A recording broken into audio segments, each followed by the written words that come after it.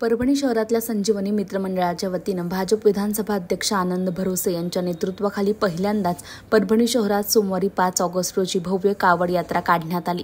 श्री क्षेत्र त्रिधारा येथून कावड यात्रेला प्रारंभ झाला। वसमत रोड मार्गे निघालेल्या कावड यात्रेत शिवभक्त मोठ्या संख्येने सहभागी झाले।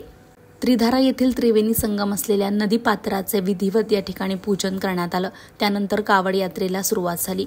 परभणी शहरात यात्रा दाखल होताच ठिकठिकाणी यात्रेचं स्वागतही करण्यात आलं।